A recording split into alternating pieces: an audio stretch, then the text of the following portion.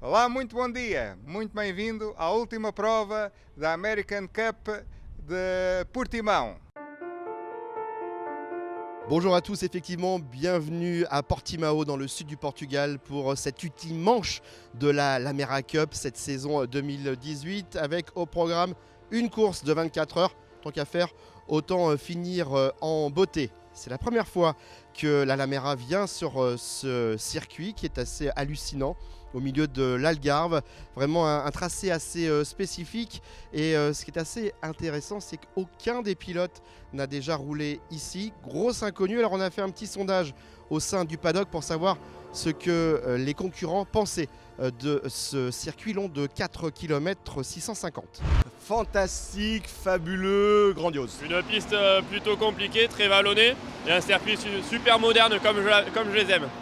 En 2-3 mots, magnifique, mais très technique et très dur. Et avec un dessin de tracé avec de la déclivité, de haute vitesse, du changement de rythme, des gros freinages.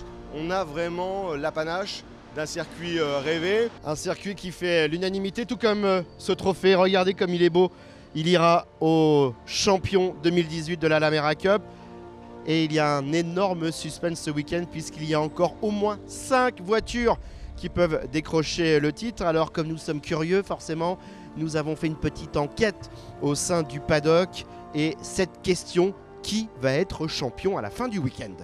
La 53 L'année dernière, on avait dit la 67, je crois. Bah là, cette année, on va dire la 61.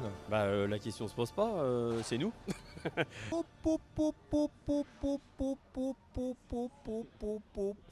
Qui va être champion? Bon, et bien visiblement, on n'en saura pas plus. Le plus simple, c'est de regarder ce qui s'est passé pendant tout ce week-end. Et on commence, non sans une certaine émotion, par le dernier briefing de la saison de Jackie Lamontagne. C'est la finale de la saison. Je vous remercie à tous d'être présents et de nous honorer d'avoir fait autant de kilomètres pour venir faire cette 24 heures. Je vais vous demander ce matin, s'il vous plaît, d'être très prudent. Beaucoup de gentleman drivers ne connaissent pas du tout le circuit. C'est un circuit assez difficile. Plus de 30 voitures et 130 pilotes ont fait le déplacement en Algarve pour cette finale. Et parmi les participants, les écuries qui jouent le titre ont fait appel à du beau renfort avec des pilotes rapides qui connaissent bien la Lamera comme Alban Varouti, Olivier Pernot, Stéphane Tribodini ou encore Olivier Thévenin.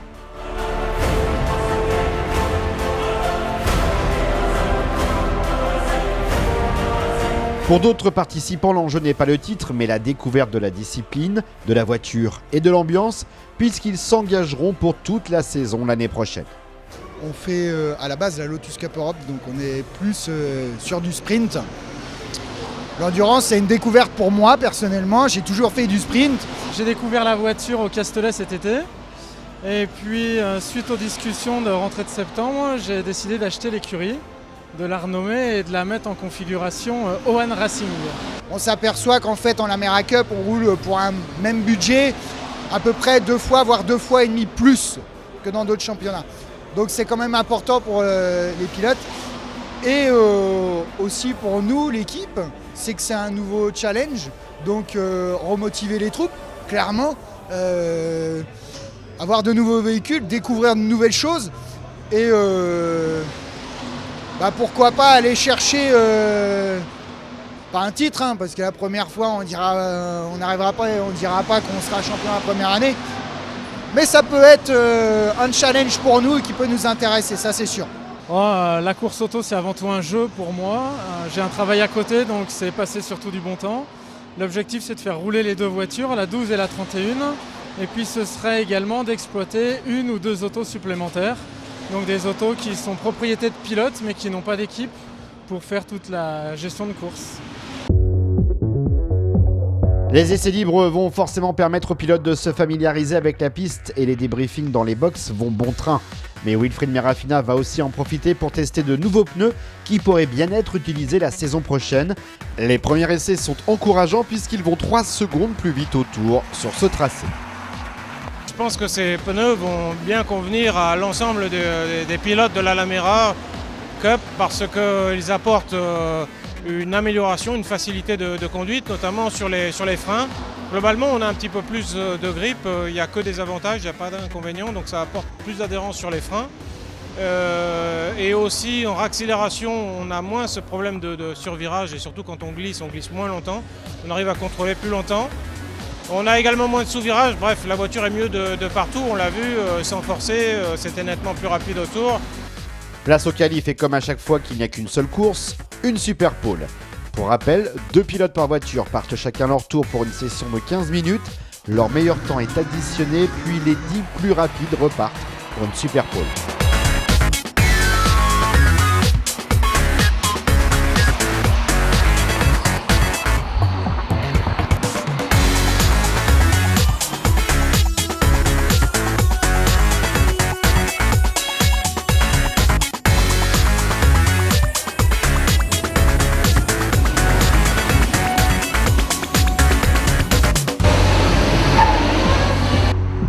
Certains diront qu'il ne fallait pas l'inviter. Stéphane Tribodini sur la 42 ETC Racing 2 décroche la pole derrière. Ça se joue au millième avec la 53 Team Lamera devant la 67 Chilton, la 12 H Racing ou encore la 40 Continental Racing. C'est une course de 24 heures certes, mais à 12 heures il y a déjà des points qui sont marqués, 40% des points, donc c'est pas négligeable. Nous, la 42, on était un peu loin quand même de la 67 je crois, donc il faudrait marquer le maximum de points à 12 heures et à 24 heures, donc ça veut dire forcément essayer de mettre les meilleurs pilotes quand même aussi au début, pour arriver à 12 heures avec le maximum de points possible, et après la 24 heures finir avec, on va enrouler peut-être plus les pilotes gentlemen, et voir à la fin ce qui se passe. Dans quelques instants, c'est le début de cette course de 24 heures et le dénouement à la fin qui va être champion. Regardez toutes ces Lamera alignées, si c'est pas magnifique. Plus de 30 voitures ce week-end. Ça commence à causer fortement. On vous rappelle que la pole a été décrochée par la 42 TC Racing. Derrière, c'est la 53 Team Lamera, la deuxième ligne. La 67 Chilton, la 12 H Racing. La troisième ligne, la 40 Continental Racing et la 15 Lux Motor. Et puis la quatrième ligne, la 32 de chez RKM et la 1 de chez CTF. C'est parti pour 24 heures de course.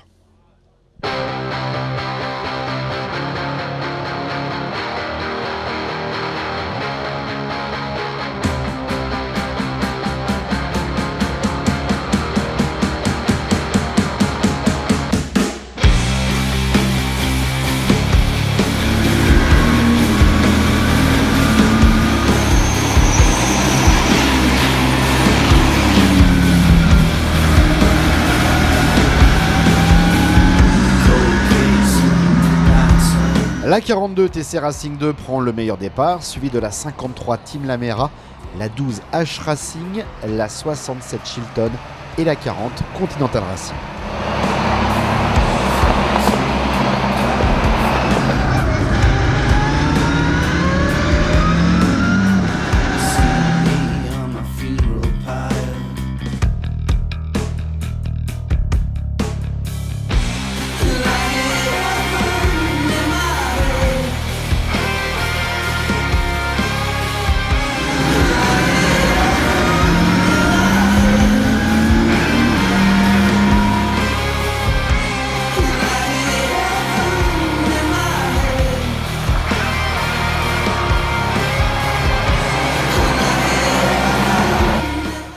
En revanche, début compliqué pour la 61, partie des stands suite à une pénalité pour non-respect du parc fermé.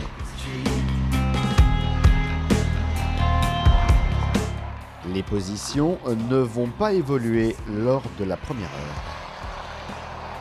Il faut en effet attendre une demi-heure de plus pour voir un premier changement en tête de course. La 53 prend les commandes, suivie de la 42 et la 40. Ça commence mal en revanche pour les Chilton Boys qui doivent faire un arrêt au stand prolongé et se retrouvent 16e. On est à 3 tours au bout d'une heure et demie, donc il va falloir changer de rythme. Si on perd 3 tours toutes les heures, ça va pas aller. Donc là on a cassé une transmission assez rapidement, de façon inexplicable. C'était Olivier qui était dans la voiture, c'est qui conduit tout en finesse vraiment. La pièce était neuve, donc voilà, on espère qu'il n'y aura pas d'autres soucis. Et cette deuxième heure va être mouvementée avec quelques changements et un joli coup de la 41 Scania France qui se retrouve 3e après 2 heures de course. J'ai fait un bon premier relais puisque j'ai eu la chance de partir, pas la chance en tous les cas de partir 16e et de remonter P9. Et au moment du code 60, j'étais juste à côté des stands, donc j'ai pu rentrer tout de suite. La course continue mais la nuit arrive doucement, une difficulté à gérer en plus et ce n'est pas la seule.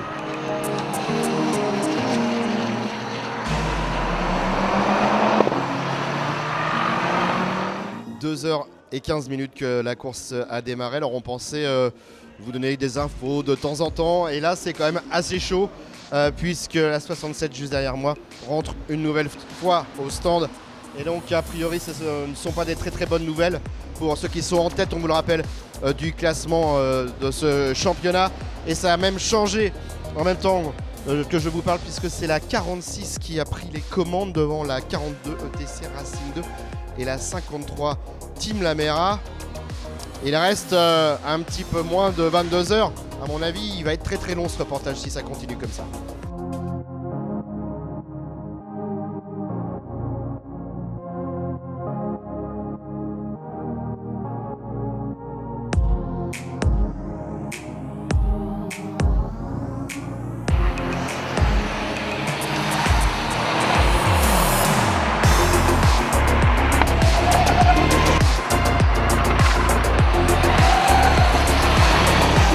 Il est 20h, l'info principale qu'il faut retenir, c'est que la pluie a fait son apparition et a priori le tracé est particulièrement glissant. Petit point sur le classement avec la 42 TC Racing 2 qui est en tête devant la 46, la 53, la 32 et la 40. Et puis à noter également une très belle performance, 7e du général, premier de la catégorie gentleman, nos amis belges sur la numéro 50 avec, vous le verrez un peu plus tard, un jeune pilote de 19 ans qui est plutôt assez impressionnant. Les heures défilent et si les pilotes se reposent entre les relais, d'autres ne vont pas vraiment fermer l'œil, prêts à intervenir à tout moment.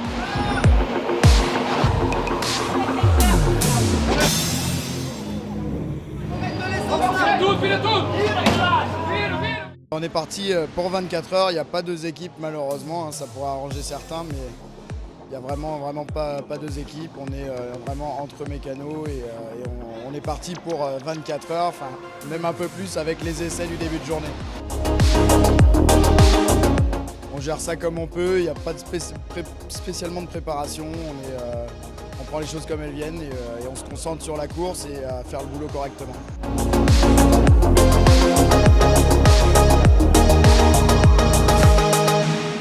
On essaye de faire le maximum, une voiture qui tape comme on a eu le cas tout à l'heure avec la 3 où elle était bien amochée.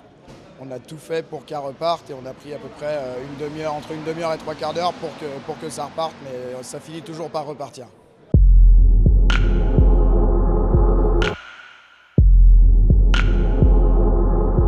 Entre 2 et 4 heures du matin, vraiment c'est là où ça commence à fatiguer.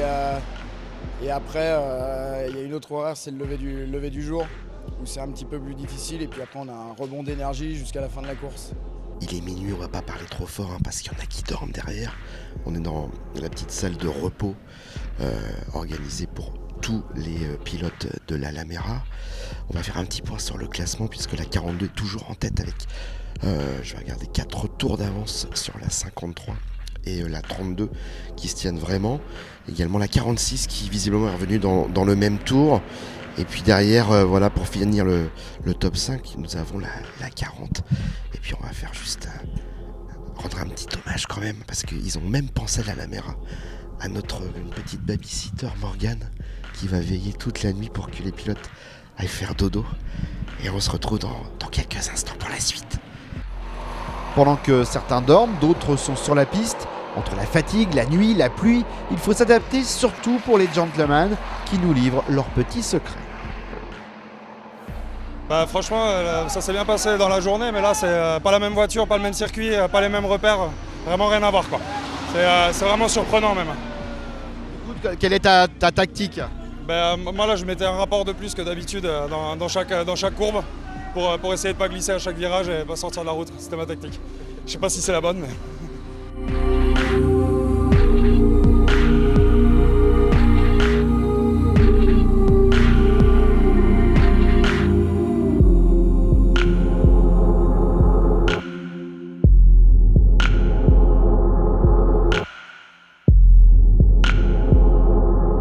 Il est 3h30 du matin, c'est donc l'heure de faire un petit point. Je suis au bout de ma vie. Nous sommes donc à mi-course, vous l'avez compris. La 42 qui rentre à l'instant, alors ça c'est beau, et qui est exactement et toujours en tête de ce classement. Ça veut dire que puisqu'elle est en tête à mi-course, elle vient déjà de remporter 200 des 500 points qui sont distribués pour le championnat. Donc très belle option, très belle option, un petit peu tard pour faire les calculs.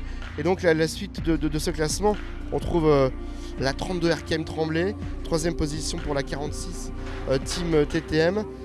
Ensuite nous avons la 40 Continental Racing. En 5e position, la Team Lamera, la 53, qui a eu des petits problèmes d'accélérateur et qui a légèrement rétrogradé.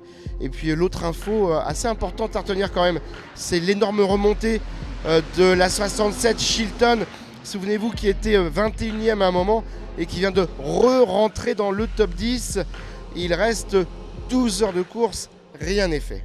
Ça se passe très bien, c'était un peu le job de départ, on devait avec Mathias beaucoup pousser, faire pas mal de relais pour assurer les points à mi-course. Donc là on est très content, on est premier, donc on ne peut pas faire mieux pour l'instant. On n'a eu aucun problème, on gère tout bien, on fait attention quand même à la voiture malgré tout. Pas se faire pénaliser bêtement aussi par les lignes de course, etc. Donc honnêtement, c'est super. Par contre, c'est vraiment très compliqué comme condition. Rouler de nuit sur un circuit qui a beaucoup de dénivelé avec la pluie, des relais d'1h30, honnêtement, c'est fatigant, quoi. C'est fatigant.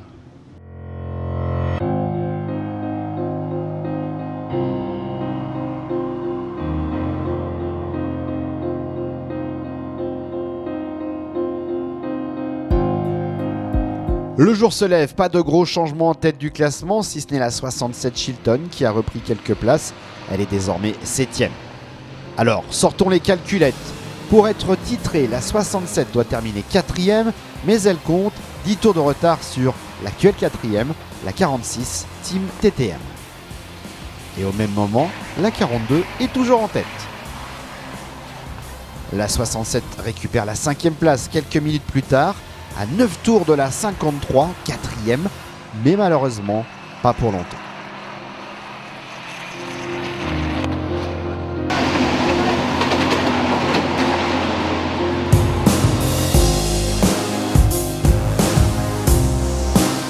C'est très simple, la boîte a cassé, voilà, donc il n'y a pas possibilité de réparer. C'est dommage parce qu'on était 5e, virtuellement 4. Bon, ça suffisait largement pour gagner le championnat. Ça fera une bonne raison de revenir l'année prochaine, hein, après avoir fait 2 ans, deuxième l'an dernier, deuxième cette année. Bon, ça va bien finir par venir. Malgré le sourire devant le micro, et on remercie d'ailleurs Thierry, vous imaginez la déception de l'équipage. On en profite pour faire un petit point sur le classement avec tous ces chamboulements. Et la 42 ETC Racing 2 en tête, 6 tours d'avance sur la 40 Continental Racing, 7 tours sur la 32 RKM Tremblay, 10 tours sur la 53 Team Lamera et 18 tours sur la 14 ETC Racing 1.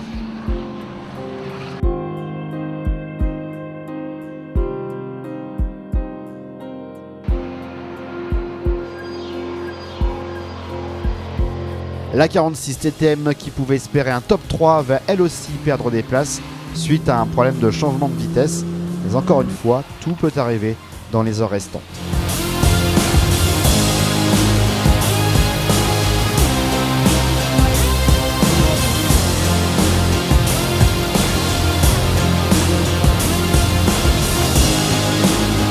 Du côté des gentlemen, fin de week-end difficile pour la 50 Genius Water Racing après une première partie de course parfaite. L'équipage belge qui a amené pour l'occasion un jeune espoir du sport auto, champion de kart entre autres. C'est vraiment une chouette voiture, on apprend bien, comme je viens du Fun Cup. Et maintenant c'est vraiment un pas plus haut et la voiture elle va plus vite, on doit vraiment travailler plus avec la voiture, les sentiments sont autrement. Mais quand même on sent que les bases ils sont là et maintenant c'est un peu raffiné. Les tours s'enchaînent, tout comme les ravitaillements. Les minutes passent, on affine la stratégie même si le classement semble figé. Seul suspense en cette fin de course, la deuxième place entre la 32 RKM Tremblay et la 40 Continental Racing, toujours dans le même tour.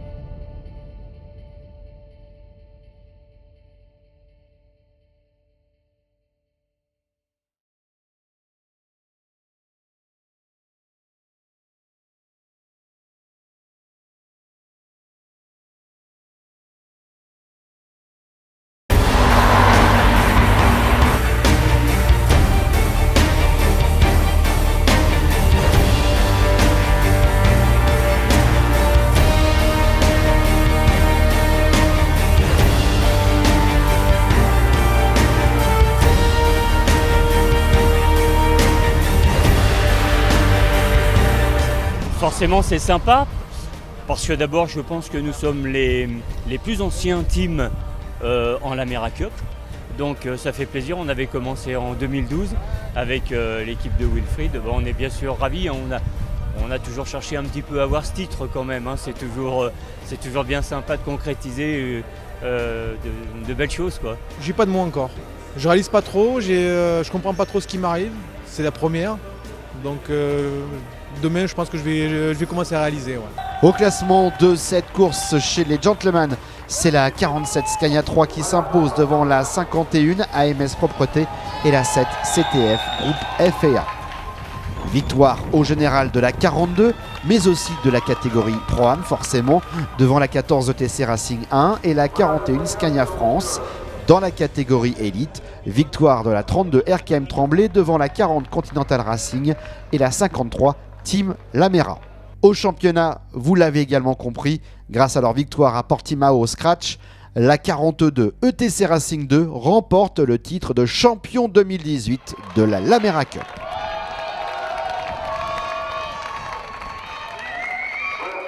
C'est un championnat fabuleux cette année.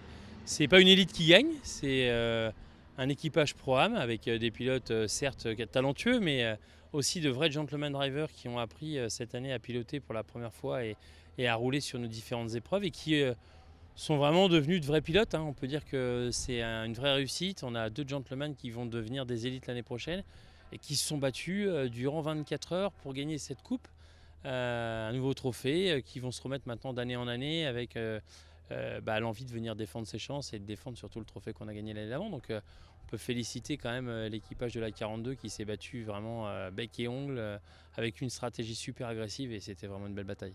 Qu'est-ce que tu nous as préparé pour 2019 ? La plus grande course qui existe, 30 heures et un tour, ça c'est sûr, ça sera à Gérèse. Donc comme ça, à tous ceux qui font des courses de 24 heures, on va leur proposer de rouler encore un peu plus. Et puis 2 autres déplacements qu'on n'avait jamais fait, on n'a jamais été roulé à Gérèse, donc c'est une nouveauté. Et puis on va finir à Misano, qui est un circuit très particulier puisqu'il a l'originalité de pouvoir être roulé dans un sens et dans l'autre. Donc je pense que ça sera peut-être notre surprise du chef, ça, le samedi dans un sens et le dimanche pour la finale dans un autre. Ainsi s'achève cette bien belle saison 2018 de l'Amera Cup. Petit point donc sur la saison 2019, ça commencera par Manicourt puis Spa, désormais inscrit dans le calendrier. Et tant mieux, Nogaro, le Castellet, le rendez-vous incontournable. Et puis la nouveauté, Wilfried en parlait, Jerez de la Frontera au sud de l'Espagne, Dijon et pour terminer, une course en Italie à Misano. Alors rendez-vous à Manicourt pour une nouvelle saison de l'Amera Cup. D'ici là, portez-vous bien. Salut!